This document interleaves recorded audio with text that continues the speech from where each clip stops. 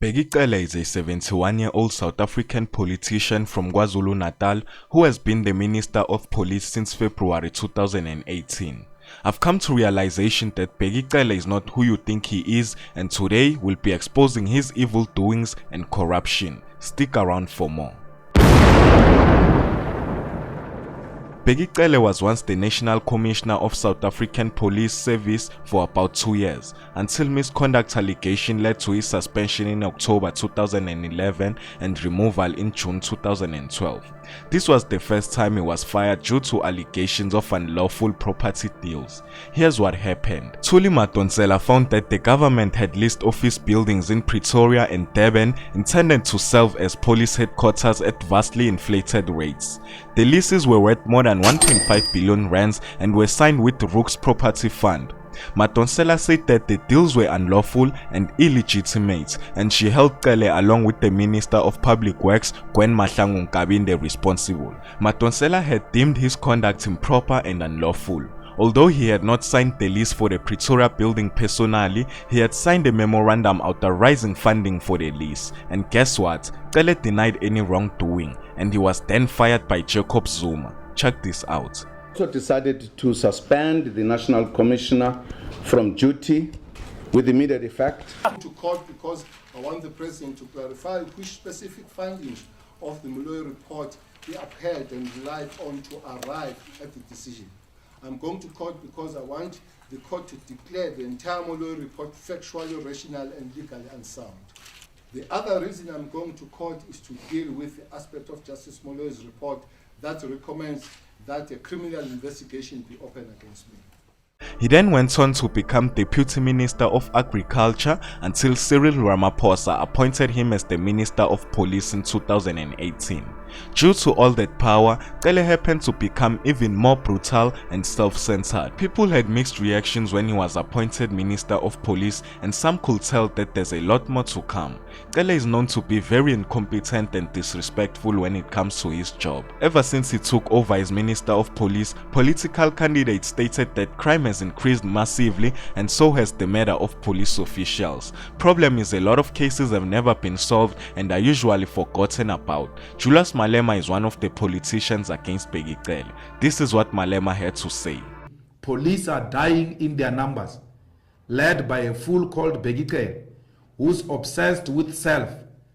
I've never seen such an ugly person who's obsessed with seeing his ugly face on TV all the time.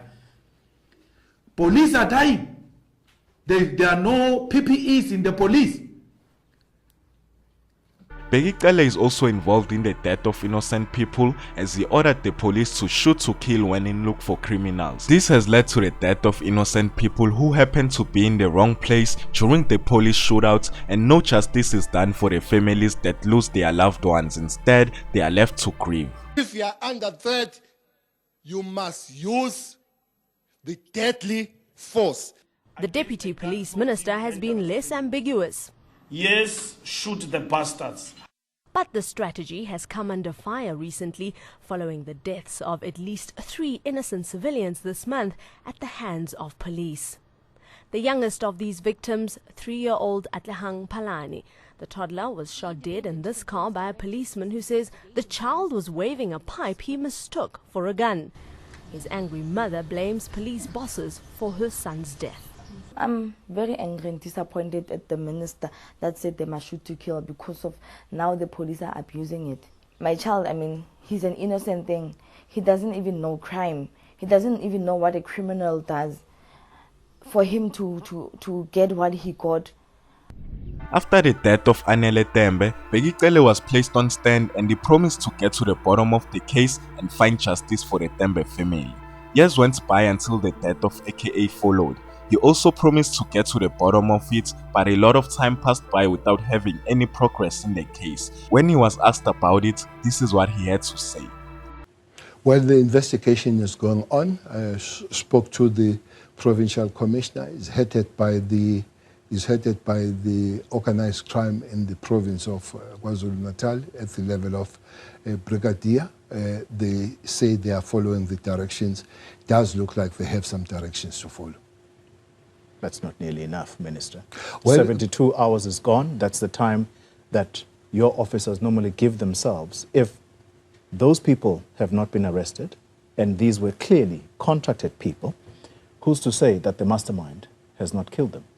Well, not all the cases that we win to deal with them in 72 hours, but it doesn't mean that we are not going to crack the case. Sometimes it's also okay to be thorough before you act on these cases, because it's no use to rush sometimes and you find that your case does not see the light of the day when it goes to court.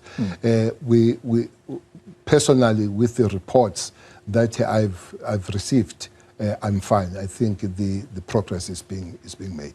But it would be good that we brief even the family rather than come and talk here that this has been done, and all that kind. Even though AKA was killed on camera with a clear view, afterwards the suspect ran on foot before he could get to the getaway car. This case still gave Bheki Cele a hard time, and a lot of people started to believe that he may be on someone else's payroll. Not to forget, Cele has been involved in an unlawful procurement of phone call and surveillance devices interception. This involved the spending of 112 million rands in 2019 on interception devices called grabbers, as well as drones and mobile location vehicles.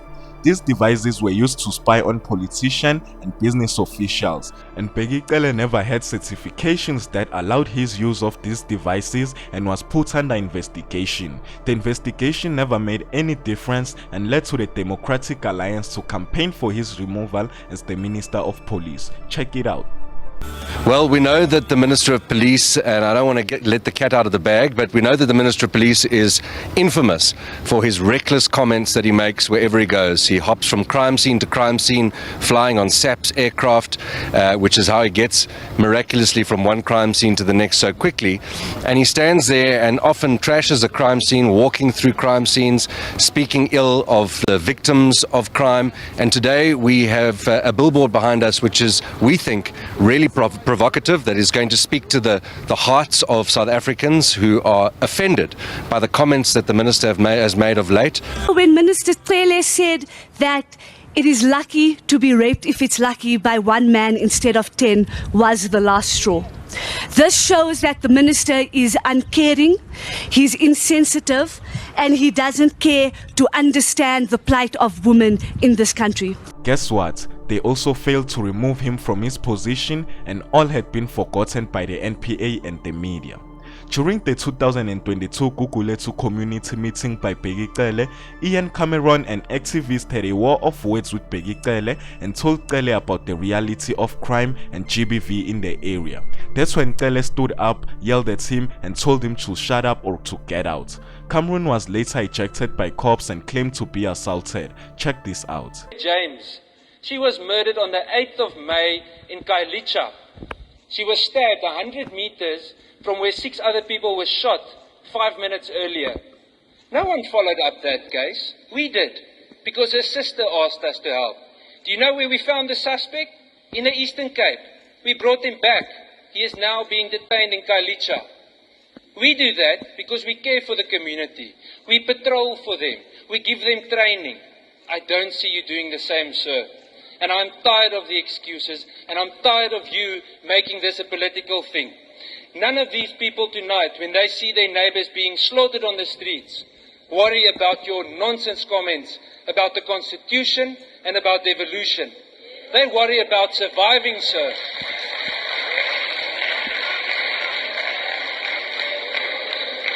And I would like to end off with this. I want to graciously invite you to come and patrol without a bodyguard, without a grand car, in normal clothes with this community tonight, to get the sewage on your shoes that they patrol through. You have a problem, Mr. Minister, because you are removed from reality that the rest of us face.